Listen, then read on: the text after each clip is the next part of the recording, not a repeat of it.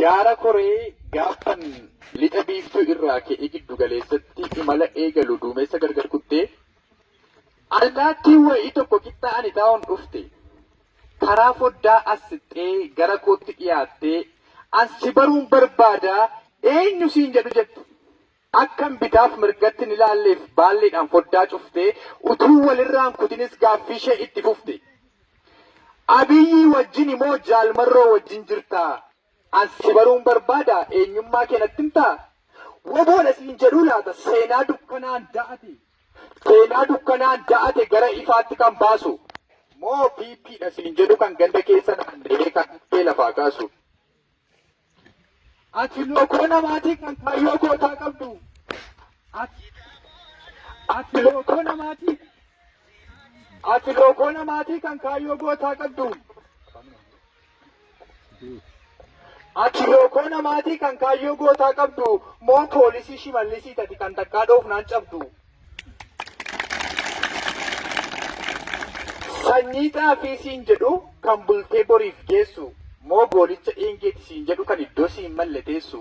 Cittee kaatee dhugaa waliin dhaabbattaa? Moo shanee balleessinaa kottaa naaf hiriiraa jettee warra bashaa waammatta? Maaf callifta? Maaf callifta gurbayyoo dubbadhu kaana jalaa? Eenyu jedhee si waamu garbuudha moo hatalaa? Fira gaafa rakkooti ati isa jige kan dhaabu? Moo ati siicoo farsooti isa wariin arraabu? Wallaalte ni barattaa? Sitti mannii qajeeltaa? Moo akka haadhu handaanqoo biyyoo haadhuu qajeelta? Kudhaama siin jedhu kudhaama waadaan nyaanne. Kan irbaata ijoollee isaa waraabessaaf hin laanne. Kan afaanitti damma garaatti eebicha hin baanne. Moo gaararraa siin jedhu gaararraa bifa dhibbaa? Kan adda baasteen. Kan adda baasteen beekne hiikkaa ciqileef jilbaa. Eeyyee kan adda baafteen beekne hiikkaa areedaaf nyaaraa kan ganama akka daakuu kan galgala akka daaraa. Dubbadhu kaa gurbayyoo maaf calliftana jalaa? Eenyu jedhee si waamuu maqaa kamtu siif mala? Murtoo dabaaf dalgaatiin du'atti harkifamee isa dhugaa dubbatee piippiidhaan ajjeefame. Ati ilma Hacaaluu Hundeessaa ilma goota Oromooti? Moo gaafuma waa kosh jedhu fincaansi jalalooti. Ani gaa allaattiidha. Allaattii baalleen kaattu. Ishee foon walii dhiiftee waan waaqni kenneef nyaattu. Wajjinumaan balaliina qooddachuuf waan argannu allaattii akka koo wajjin wal dhabdee tokko hin qabnu. Gurmuudhaan baanee gallannu tokkummaatti amannaa. Gaafa gurmuudhaan kaanu xiyyaara kana yeroo kunnee bakka malle dhaqanna. Afaaniin damman cobsinu gobaa baannee garaatti. Baallee waliis cabsinee waliin gannu karaatti. Harcaatuu funaannachuufis hin dhannu bakka gabaa. Waci keenya hiika qaba. Sagalee walii beekna waci keenya hiika qaba. Atoo allaattii olii jiraatta akkuma carraa uuma. Yoo soofittummaaf jibbii akkamiin si sukkuuma? Utuu waan nyaattu hin dhabin imaanaa seenaa nyaatta? Fakkaattii waaqaan uumamtee allaattii gad jiraatta?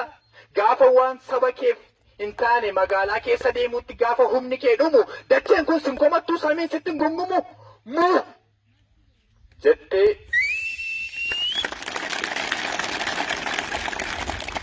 jettee natti dubbattee baallee ishee bat gochaa.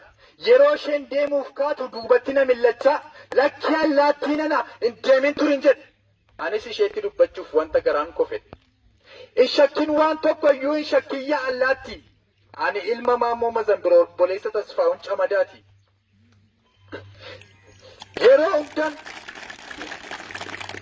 Yeroo hundan Oromoof hawwe ola deemuuf ballachuu. Gaaf tokko jedheen beeku lakkii kun nan galchu. Na galchamaaf nan galchu. Utuu Oromoon hin gammadin eessaan fida gammachuu. Kan dhiigaa walitti dhabne hundumtuu naaf obbolaa. Gaafa tokko asii cabu ani achiin okkola. Gaafa tokko asii baroodu ani achiin boorradha. Gaafa tokko asii madaa'u ani achiin hooqqadha. Gaafan dhabuuf argadhu gaafa qorraaf bulluqaa. Rakkinni Oromoo gootiina nyaata na tuttuqa. Dhamaani tuttuun jedhu. Dhamaani tuttuun jedhu buquriidhaanis baaduu wanta Oromoof hin taane naaf ta'a jedhee yaadu. Wanta natti naqanis hin baadhuan akka okkoteef xaasaa fuullee dhumatti ilaaleen oolaaf yeeyyadda baasa.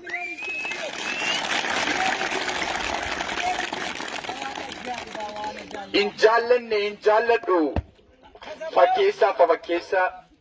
Lakki ani bubbee miti adeemtuu ganda